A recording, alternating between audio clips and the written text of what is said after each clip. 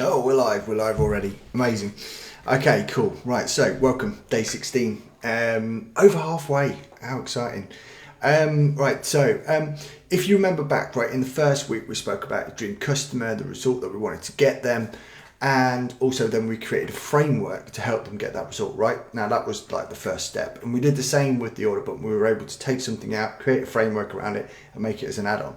And the result has to be something tangible, like video training, a checklist, physical product, etc. Right? Now, when we have this skill set, which is what we're trying to build out all the way through this whole process, right? Once we have that skill set, we can do it over and over and over again. And we exchange the framework for an email address if we're using a lead funnel, or we exchange a framework for money, right? Okay, which is what we're trying to do in this wonderful program that we're in.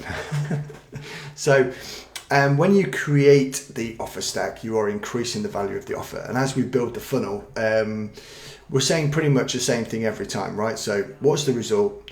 How we make it tangible, show the offer, increase the value of that offer with a value stack, right? So, and it's just the same skill set. We just do it over and over and over again. So today we're going to do the same for OTO number 2, right? Now, this should be the done for you program for them, right? So we start off with the do it yourself, done with them for the first OTO, and now we're doing a done for you, right? And it doesn't mean you actually have to go and do the thing for them.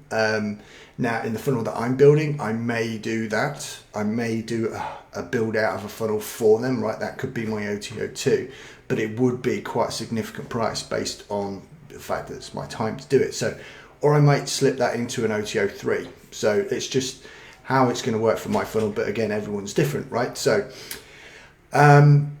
now you could do the done for them with templates or one-on-one coaching for a physical product. Then it might be much higher price tag or something, or like something which is like more expensive or like a special variant of the product.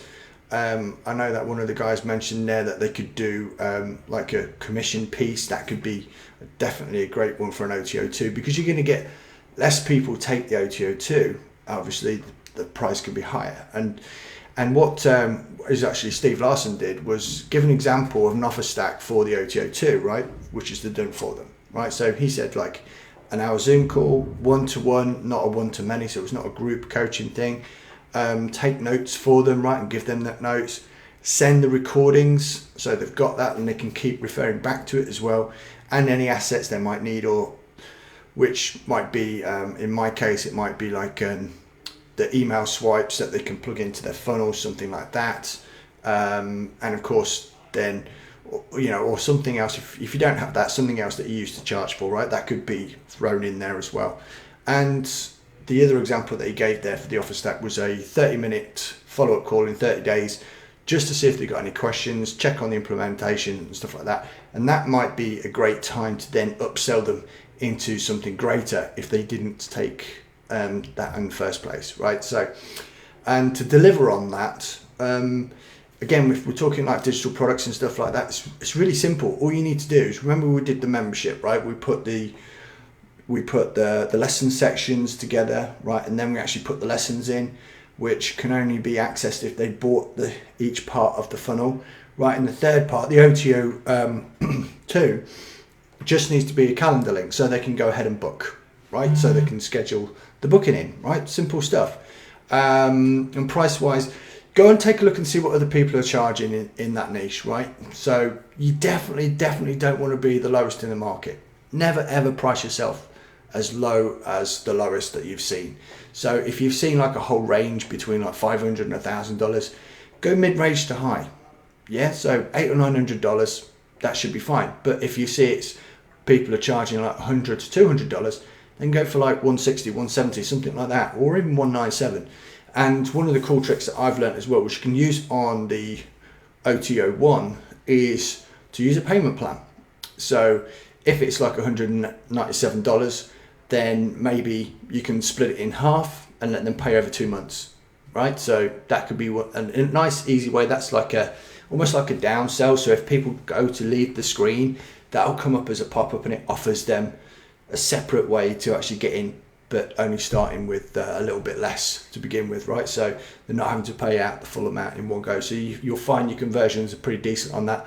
I've got something like that in one of my own funnels where I have a masterclass for $197, and a good portion of people take the to-pay option, right? And it just helps increase conversions.